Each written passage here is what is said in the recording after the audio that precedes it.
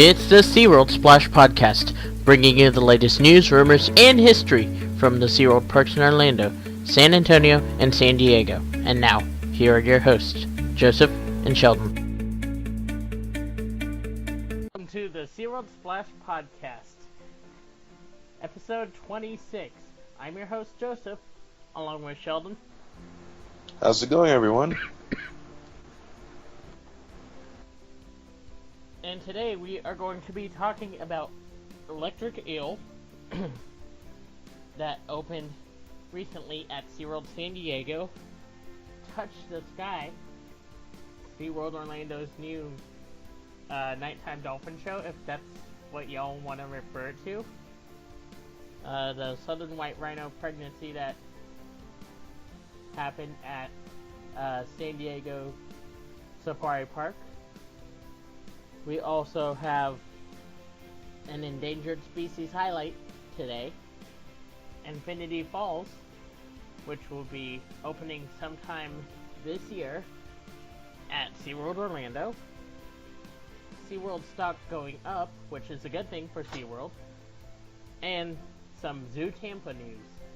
So, let's put on those ponchos and get ready to be drenched. First up, we will be talking about Electric Eel at SeaWorld San Diego. Now, I know I haven't been to SeaWorld in a while. Things have just been a little crazy for me. But, yes, Electric Eel is open. And from what some fans have told me, they have told me that Electric Eel is awesome. They have tried the third and fourth rows. Me personally, I don't think I'm going to be going on, even if they try to force me on. But, yeah, Sheldon, what's your take on Electric Eel being open now? Well, I'm glad SeaWorld unveiled some new stuff and a new ride. It looks pretty fun. Unfortunately, I'm not much of a roller coaster fan, so you probably won't see me on it, but I'm glad they brought something for the fans to ride and enjoy. Looks like a really pretty cool ride. It's a little simple ride that kind of goes up and goes back and forth like a, almost like a yo-yo. It kind of goes up and down, but I think it's a pretty good ride. Like I said, not my type, not much roller coaster fan, but still looks pretty cool and a good theme for the Electric Ocean theme, I guess you could say, for the summer nights. So, very cool, though. Yes, it is definitely cool, and if I am forced on this ride, I will give my best review without me screaming. Keyword is best. Now, on to SeaWorld Orlando with Touch the Sky. Touch the Sky is their new nighttime dolphin show, and I say that very lightly, nighttime, because technically it's not at night. Well, not yet, I think. Yeah, it still is going through its early stages. Let's just say that, like Orca Encounter. Rehearsal, if you want to call it that. There we go, yeah. But yes, Touch the Sky, you're basically seeing the dolphin at night, and basically it's a upbeat show with like SeaWorld's own music. Yes, they use their own music this time for Touch the Sky, so it's pretty cool to see them change it up a bit from the daytime show Dolphin Days in Orlando. But yeah, I think it's pretty cool. Sheldon, what are your thoughts on Touch the Sky? I like the wetsuits. They do seem to go with the Electric Ocean Summer Nights theme. I haven't seen the show. I might see it this summer if I get a chance. I know it is still early. It's only been about a week or two since we've had the new show. I've seen some behaviors. Some people are saying it's kind of like Blue Horizons. I haven't made it. Like I said, I can't make an opinion or judgment yet till I see it. But the music sounds pretty good. It sounds definitely upbeat, and I like that SeaWorld Orlando is finally getting a nighttime show. Maybe there's hope for a Dolphin Island Christmas or a Christmas Dolphin show. Fingers crossed. But it looks pretty cool. I think it's going to be a good, fun show. Probably, hopefully, we're going to see some new behaviors, preferably some new waterwork behaviors or early behaviors. Like I said, I know it's still in the early phases, so we'll see what happens next. But in the meantime, I'll keep my eyes and ears open, and if you guys see anything cool, let us know. We'll check it out.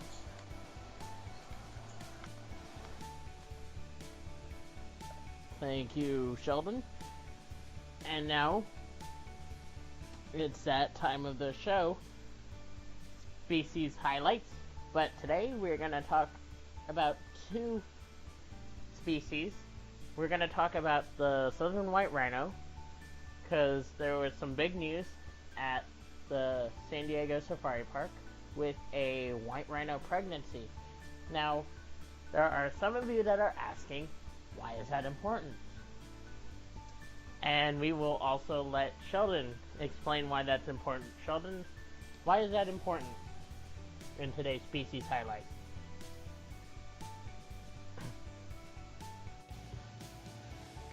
And now, ladies and gentlemen, it's time for Species Highlights, the part of the show where I explain to you about certain species, its relatives, and where they come from. Sit back and enjoy.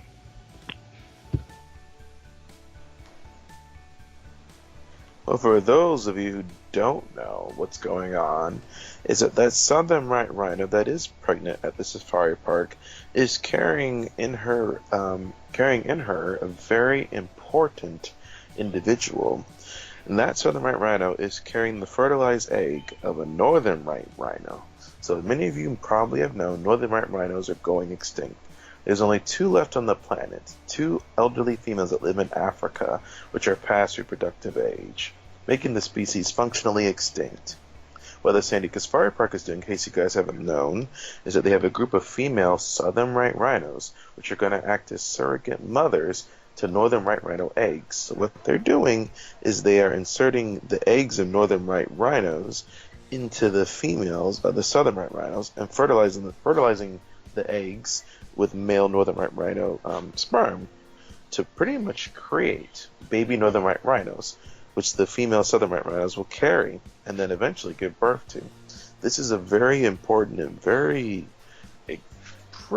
extreme tactic that can be very successful. It will take some time to perfect, but hopefully the results will be successful. I mean, this is technically the last chance to say the northern right rhino. Like I said, we have two adult females, but they are past reproductive age. When rhinos hit about 30 to 40, they stop breeding. So it is really important that this group of southern right rhinos at the San Diego Safari Park helps create the next generation, and hopefully we can bring back the northern right rhino and bring sustainable populations. Will it work? It's a possibility. It's a possibility it might not work, but it's our last chance. And if we don't do anything, or don't do something, the northern white rhino will cease to exist altogether. Better to have tried than not to try, I'll definitely say. Joseph, what's your thoughts on this? I am definitely ready to see how this plays out, and I definitely am going to be waiting to see the results of this, and I am rooting for a successful start to something that can help bring back the northern white rhinos, because I would like to see northern white rhinos again. The last northern white rhino that we had in San Diego, her name was Nola. She unfortunately passed away, but this could be the start of something that can help bring northern white rhinos back. It may not be during my time, but it may be in years down the road that we have a purebred northern white rhino. So I'm definitely rooting for this whole thing to be a success. I think we all are for sure, and especially the keepers, because this is a big milestone. It's unfortunate we've come to this conclusion, and that's the only way to save the species. But it is, like we said, the last chance to bring them back. So definitely hoping for a successful birth. She is pregnant, but like I said, rhino births are going to take a while, between nearly 15 to 18 months. So it'll be a long time before we see a baby rhino, and probably a much longer time before any baby rhinos are actually ready to breed. So.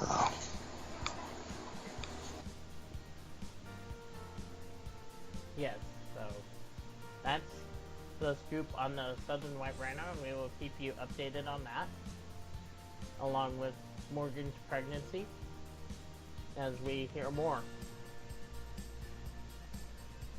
Now, endangered species highlight.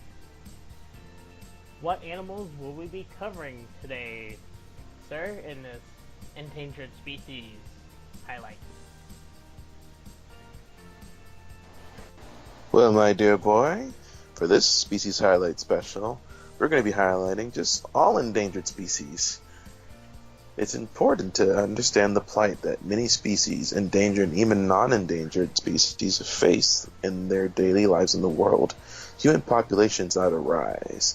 There are over several billion people on the planet, and we're encroaching more and more on animal habitats, pushing species to extinctions, pushing them out of their homes and having them lose lack of food, resources, places to live, and of course places to raise their young, which is detrimental to population diversity.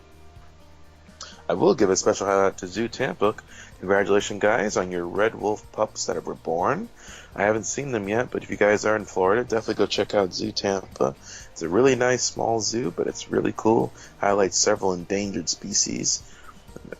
And their red wolf program is really important because the red wolf is one of the most endangered wolf species in the world. It used to be found throughout the South United States, but now it's only found in a few spaces in Mexico and in the Americas. So it's a critically endangered species. And the red wolf does play an important part in the environment. It does prey on weak and sick deer and other elk populations, keeping the population together, healthy and manageable. There is such thing as too much of a deer population. Too many deers mean the deers will overeat and overcompete with each other and have a lack of resources.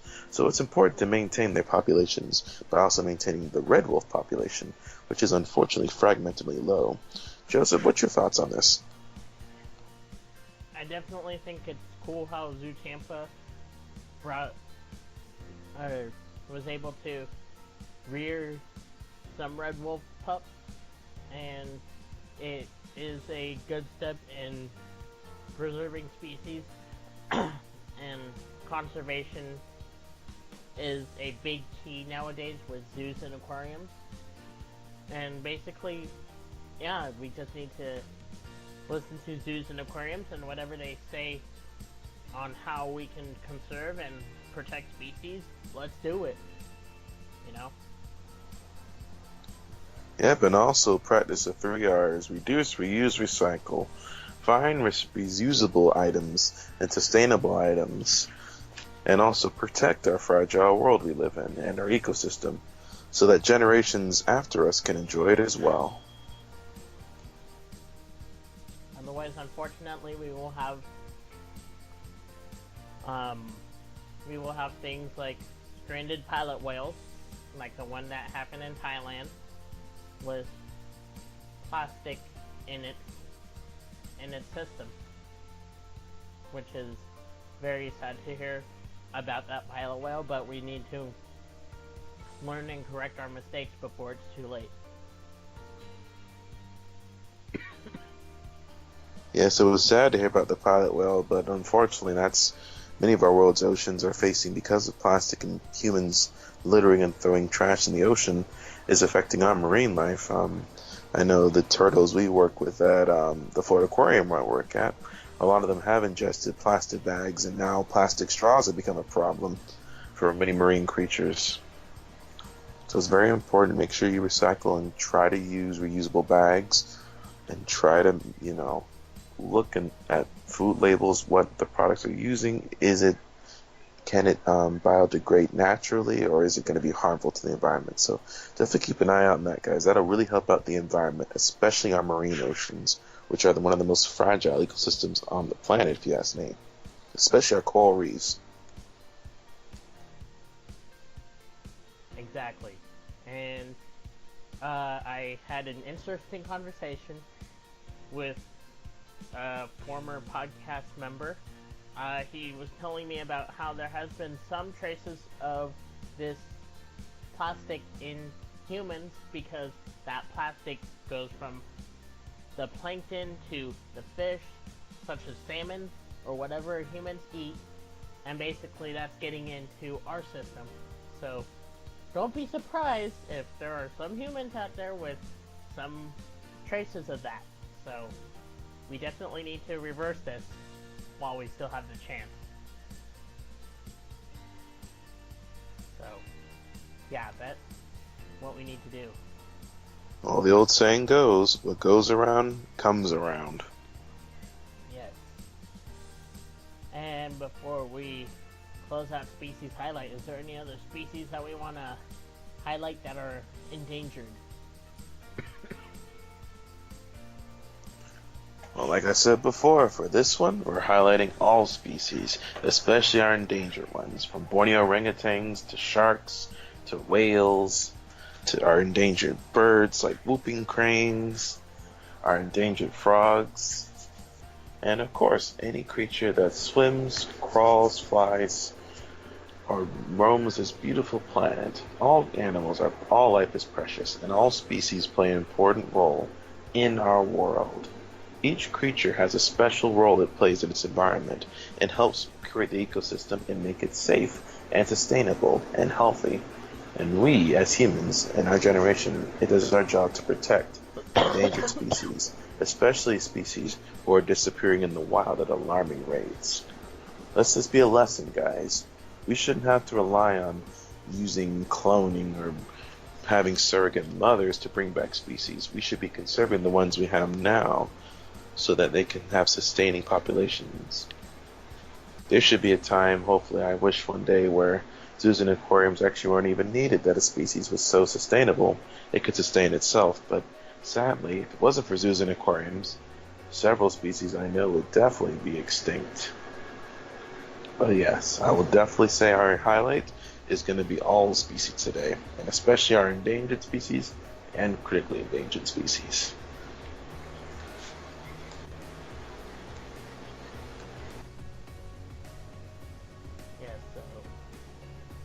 Definitely take into consideration all the species that Sheldon has mentioned and basically start doing things now to preserve this natural world we all live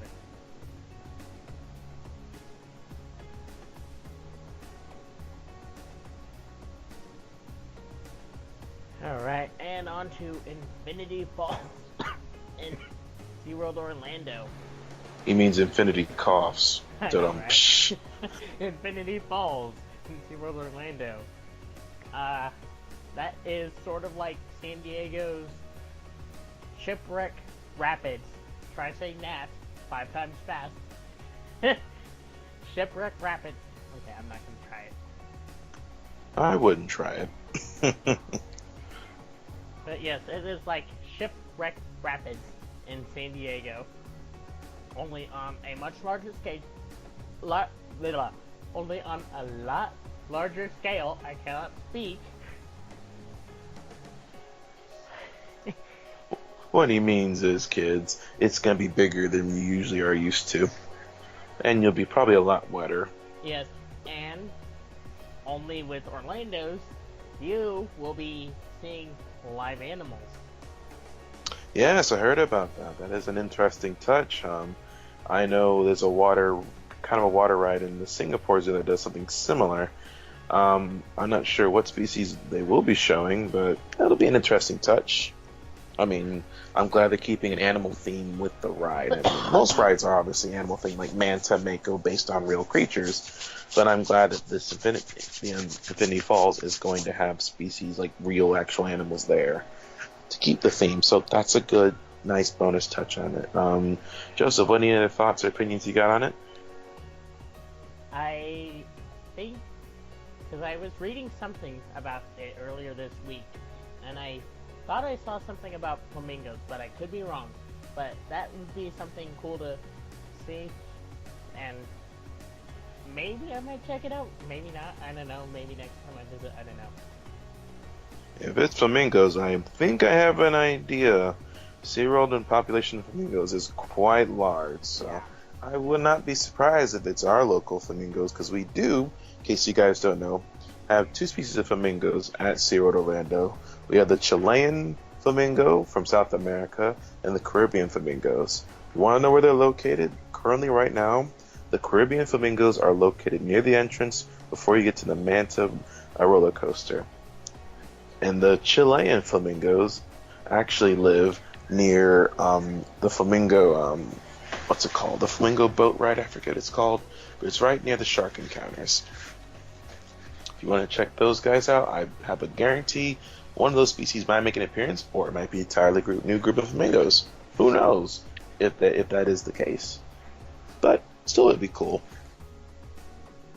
But yes, we shall see how Infinity Falls plays out and see what happens with this move with Infinity Falls.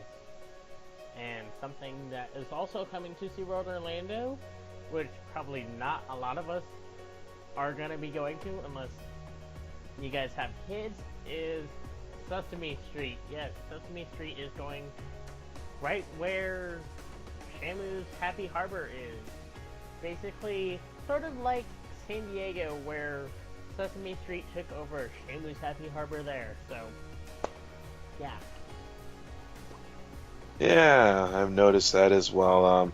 Obviously, I mean, I don't go to Sesame Street, but if you do have kids, it'd probably be nice. For our older fans out there who are there for the shows, probably not your most happiest of news, but I have noticed that is what the direction they're going in. I mean, nothing wrong with that. I mean, we still have our animals we love and care about, so still a positive on that note. Yes, it is a positive on that note, and I guess to those fans who have those kids, if you guys want to check something out that's Sesame Street related, you guys can go to San Diego and check out their parades. Yes, SeaWorld San Diego has been doing Sesame Street parades. I probably will not check that out. I'm just gonna go straight to Orca Encounter, and straight to Dolphin Days, and straight to Sea Lions Live and Sea Lions Tonight. I think we could guess that part. Yeah. But yes, so to those fans who have kids, check that out. And yeah. Zoo Tampa. Any more news on Zoo Tampa besides the Red Wolf? Well, we do. There's a new water ride they just opened up with. If you guys want to go on the website or check on Instagram Live or Facebook Live, you actually can see the new water ride. It's like a water flume. It's going to be near Gator Falls, near the North American section. I am a local for it. I've been to Zoo Tampa several times. It's a lovely zoo, like I said. So it's a nice water ride. It's definitely kid friendly. If you guys want to take your family and take us a little water ride and have a good time, I would definitely recommend it. Zoo Tampa is a really interesting aquarium, and we do a partnership with the Florida Aquarium. We work together on several projects like our manatee releases and turtle releases, so we definitely collaborate together. It's a really good zoo. But otherwise, keep your eyes out, guys. If you guys go, check out the Red Wolves pups in the North American section. I would definitely recommend seeing the species. Like I said, it is highly endangered. Zoo Tampa is a really good zoo because they specialize on breeding endangered species like Indian rhinos, elephants, turtles, birds, and of course red wolves. So definitely, if you guys want to come check out a good zoo that highlights popular animals as well as endangered species, including primates, I would highly recommend visiting Zoo Tampa.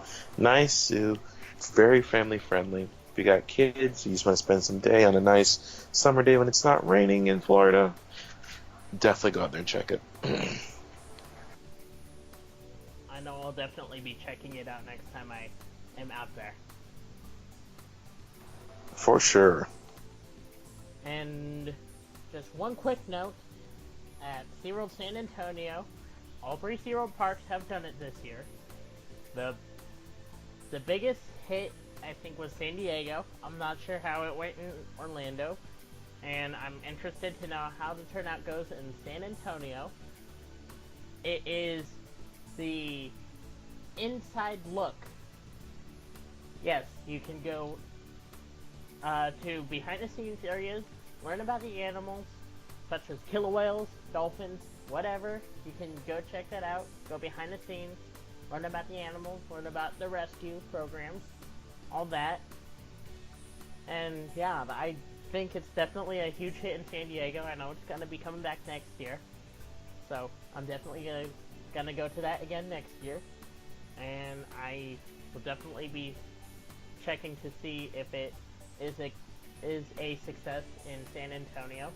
I'm gonna also see if it's still a success for Orlando, and if they're thinking of bringing it back next year, because that'll be something cool that all 3 parks should bring back.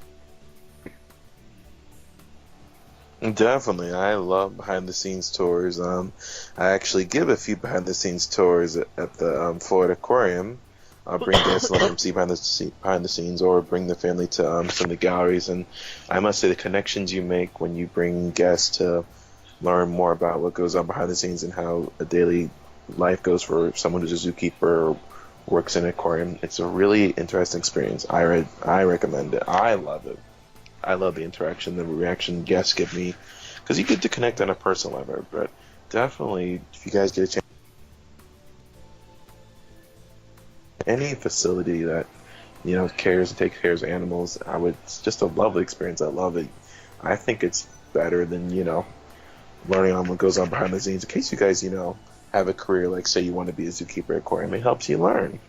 I mean, that's the best way humans learn, is we go out and we meet and talk to people and communicate. That's how we learn new things, make connections. Side by side, no pun intended. Side by side. I'm joking, I'm not gonna sing it. But yes, definitely check out Inside Look if you're at SeaWorld San Antonio. Give us updates. Let us know what you guys think.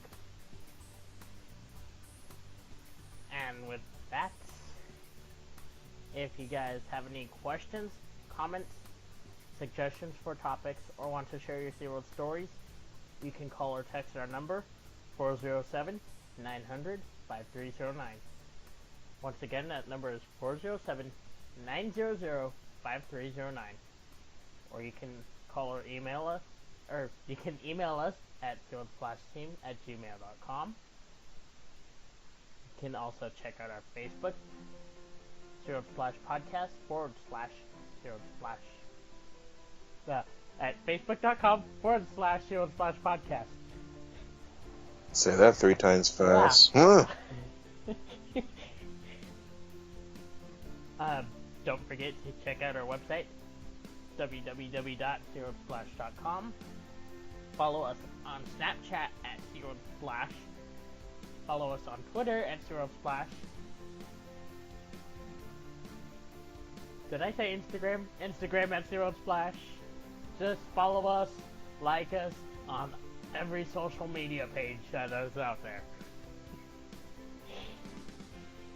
there. Spread the word too to all your friends and family. Yes.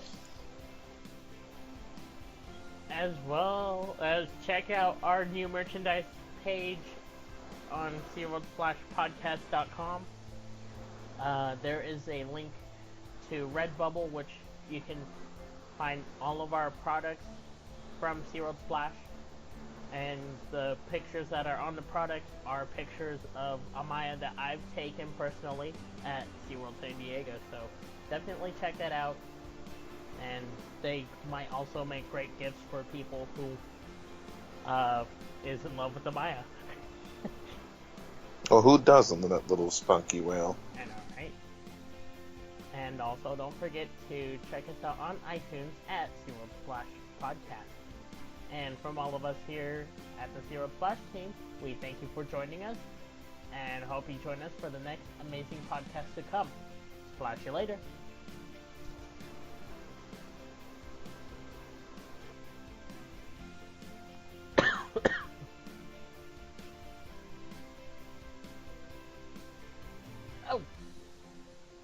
Oh, yes, I have been reminded about SeaWorld stocks going up. Almost forgot that. Yes, SeaWorld stock is going up. Thank you to our interim CEO, John Riley. So, a big round of applause to John Riley.